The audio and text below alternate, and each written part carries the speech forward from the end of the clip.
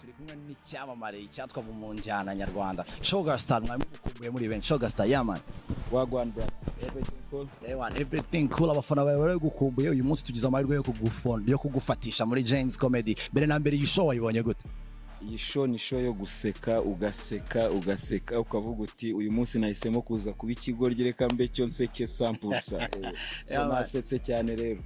uduhaye show dukumbuje indirimbo zawe za kera abantu bari bagukumbuye barakubonye noneho ijambo rimwe ku bafana bawe byaba ari intangiriro nziza yo kongera kukubona mu muziki nyarwanda n'ubundi ukongera kudukubita hit nizo wadukubise mu myaka yashize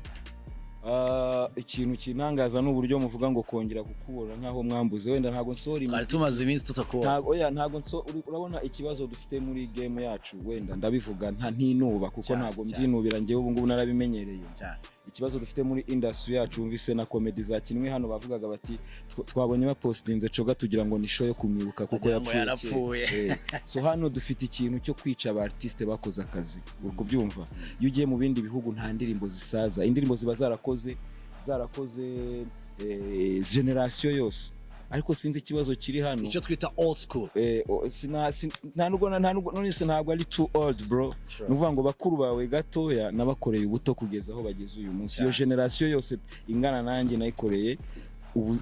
ubuto kugeza aho ntabwo bashobora kunyibagirwa rero izo ndirimbo ntabwo zigeze zisiba zirahari urumva ubushize nakoze ikiganiro na Chameleone turimo turaganira arambwira ati abantu nibashaka kukwibagiza icyuri cyo wowe uzafata ifoto yawe imanike mu rugo uzajya wibuka icyuri cyo so game yacu hano mushaka gusiba music n'abantu bakoze mugashaka kubasiba which is not good imiziki ntisaza generation zayikunze ziba zigihari iyo mutarimo kuyibaha muba murimo kubicira vibe uri kubyumva so rero iyo abantu bambaje ngo iki nuko mu Rwanda dufite culture yo kwica music yakozwe kera tukumva ko vibe zigezweho nanjye ndazikunda ariko umenya ko hari abantu bakunze ziriya music kuva kera uyu munsi iyo batazumva bumva babangamiye iyo zibimye ubimye ikintu kinini nakoranye igitaramo na Jose Chameleone aza kuririmba hano Jose Chameleone nta ndirimbo n'imwe nshya yaririmbye sibyo nta ndirimbo n'imwe nshya yaririmbye kubera iki kubera ko nawe urabizi ko ziriya ndirimbo zo muri biriya bihe zakoze generation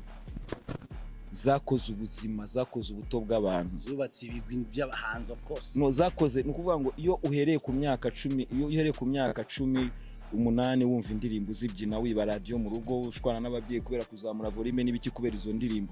ndirimbo nizo ndirimbo z'ubuzima bwawe bwose iyo umuntu ashatse kuzikwima rero aba arimo kukwima ikintu cyawe icyo kintu dukora hano dukeka ko abantu bumva music nshyashya bose bashaka kumva music nshyashya ariko kuri icyo kintu tuba turimo kwica abantu bakunze music ya kera igomba kujyana n'iyubu ikagendana niba Rafiki yacuranze hakaba hari Kenisoro hakaba hari Juno hakaba hari Makoni Koshwa hakaba hari Mavenge Sudi muri sar ukabonamo generation zose voilà reka nkubaza ikibazo cya nyuma dusoza muri generation z'abahanzi dufite uyu munsi umuhanzi urimo uvuga ati cyakoze uyu muntu ameze neza n'uwuhe twavuga kakaya abahanzi bameze neza cyane mbanze nshimire leta y'u Rwanda kubera ko yashyizeho uburyo bwo kubahugura no gutuma batangira kariyeri zabo bitandukanye natwe twabaga twiyaranja uyu munsi biragoye kuba wahitamo umuhanzi umwe ushobora guhitamo bijyanye n'indirimbo wenda ukunze icyo gihe ariko bidasobanuye ko uwo muhanzi ari umuhanga kurusha abandi sibyo so hari abahanzi benshi bafite vibe nkunda ba Juno ba Kenisoro ba Platini ba Neringabo n'abahanzi benshi ba Shemizo bose bafite vibe ukunda nabo ntavuze bafite vibe ukunda cyane ariko izo vibe zigomba kuzura ari uko harimo na vibe guhera kuzaba ba mabirisi sibo man kangushimira brother Ati blessing, this is your boy Mitch of Music. So this is the next TV. Stay tuned. Don't forget to hit subscription kugira ngo tujye tubana muri shows zigiye zitandukanye. This was Gen-z Comedy. Twagize ibihe byiza. Reka durire kuri the next TV. Sure.